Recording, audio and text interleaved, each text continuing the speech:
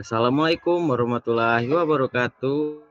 Pada kesempatan kali ini kami ingin presentasikan hasil proyek kami mengenai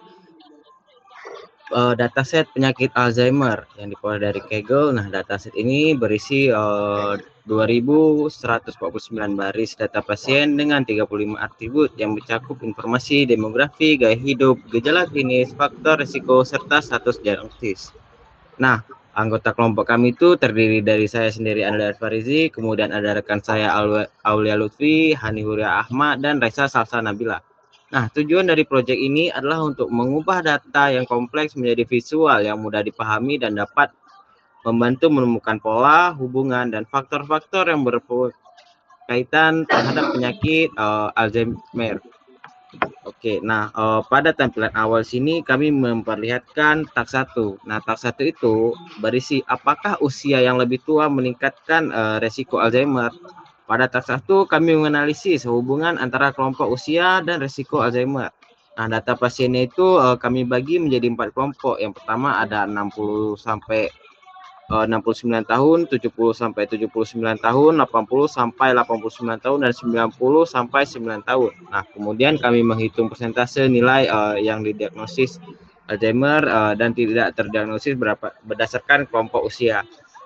Nah, hasil visualisasi ini dapat dilihat jelas dengan structure bar chart sehingga antar kelompok dapat melihat perbandingan dengan jelas.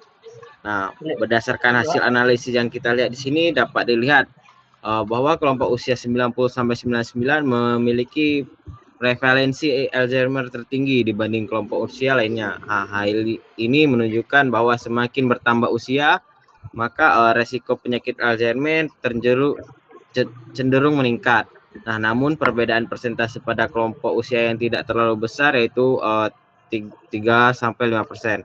Oleh karena itu dapat disimpulkan bahwa penyakit Alzheimer berpengaruh terhadap usia, bukan satu-satunya faktor. Nah, faktor lain seperti genetik dan kondisi kesehatan juga mempengaruhi resiko penyakit Alzheimer.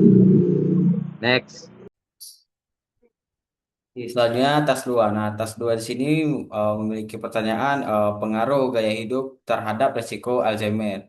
Nah, pada tas 2 kali ini kami menganalisis gaya hidup yang memiliki hubungan antara resiko dan Alzheimer. Terdapat tiga faktor yang dianalisis, yaitu quality pola makan, tingkat aktivitas fisik, dan indeks massa tubuh atau BMI.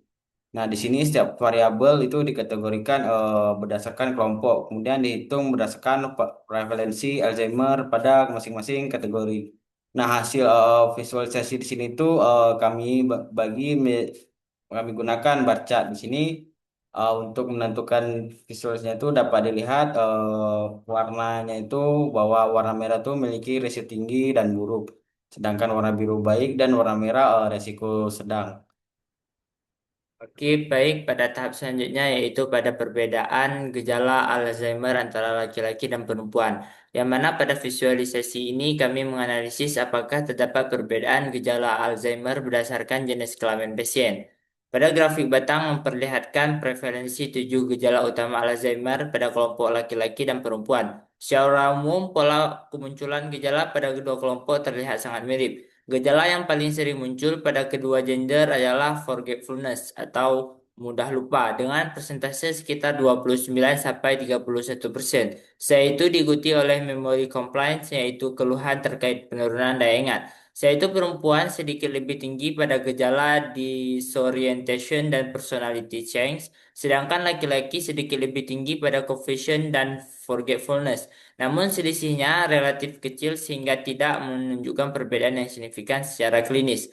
Jadi dari hasil dapat disimpulkan bahwa jenis kelamin bukan faktor utama yang membedakan pola gejala Alzheimer pada dataset yang kami gunakan. Gejala yang muncul cenderung serupa baik pada pasien laki-laki maupun perempuan.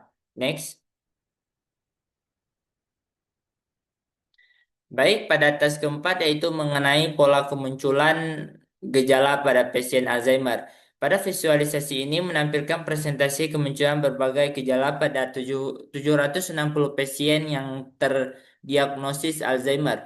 Berdasarkan grafik, gejala yang paling dominan adalah memori complaint dengan presentasi 37,6%, yang berarti sekitar 286 dari 760 pasien mengalami keluhan terkait gangguan memori. Gejala kedua yang paling sering muncul adalah forgetfulness sebesar 30,1%, diikuti oleh behavioral problem sebesar 26,7% dan confession sebesar 19,5%.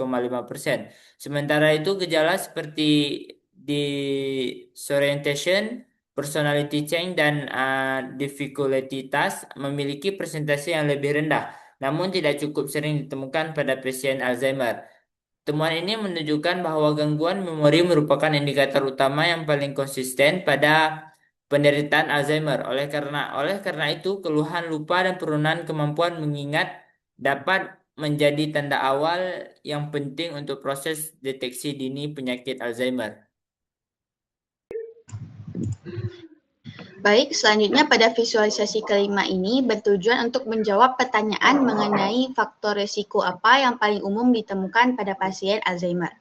Untuk menjawab pertanyaan tersebut, kami menggunakan horizontal bar chart agar perbandingan antar faktor risiko lebih mudah dilihat.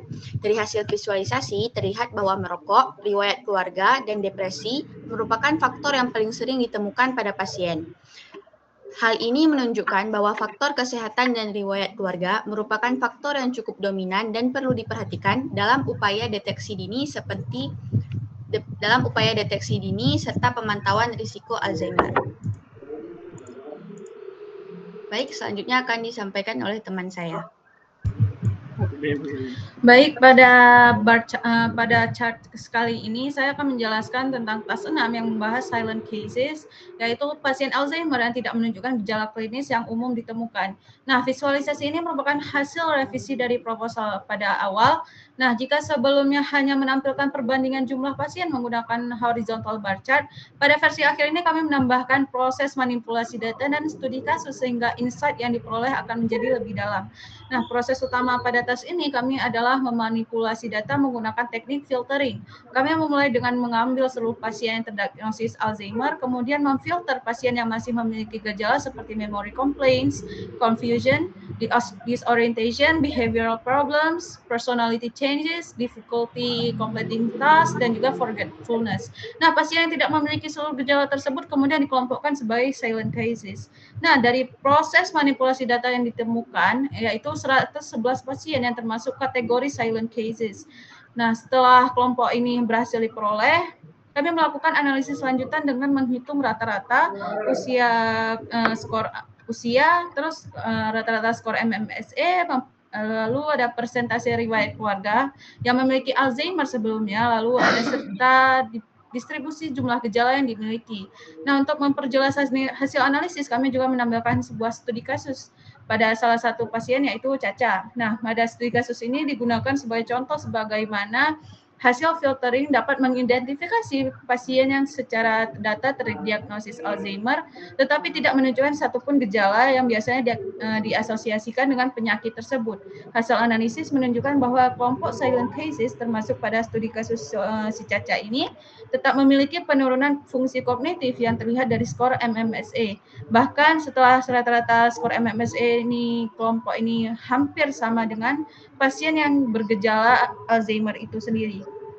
Nah, dari visualisasi ini dapat disimpulkan bahwa manipulasi data melalui proses filtering sangat membantu menemukan pola yang tidak terlihat secara langsung pada saat kita melihat dataset itu.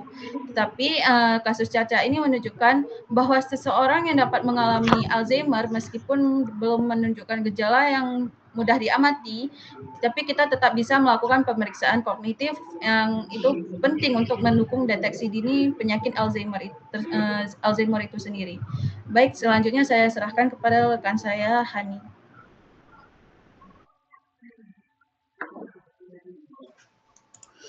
Baik, selanjutnya ini yang terakhir. Jadi di visualisasi ketujuh ini bertujuan untuk menjawab pertanyaan apakah skor MMSE atau Mini Mental State Examination yang rendah selalu menunjukkan bahwa seseorang menderita Alzheimer. Nah, MMSE merupakan tes yang digunakan untuk menilai fungsi kognitif seseorang seperti daya ingat, orientasi, bahasa, dan kemampuan berpikir. Untuk menjawab pertanyaan tersebut, kelompok kami menggunakan grup bar chart agar distribusi skor MMSE antara pasien Alzheimer dan non-Alzheimer dapat dibandingkan secara langsung. Dari hasil visualisasi, terlihat bahwa pada beberapa rentang, skor MMSE yang rendah masih terdapat pasien yang tidak terdiagnosis Alzheimer. Hal ini menunjukkan bahwa skor MMSE yang rendah tidak selalu berarti seseorang menderita Alzheimer. Namun secara umum, pasien Alzheimer memiliki skor MMSE yang lebih rendah dibandingkan kelompok non-Alzheimer. Sehingga dapat disimpulkan bahwa tes MMSE dapat digunakan sebagai indikator awal untuk menilai fungsi kognitif seseorang, tetapi tidak dijadikan sebagai satu-satunya dasar diagnosis Alzheimer. Sekian presentasi dari kelompok kami. Kami ucapkan terima kasih atas perhatiannya. Mohon maaf atas kesalahan kami. Assalamualaikum warahmatullahi wabarakatuh.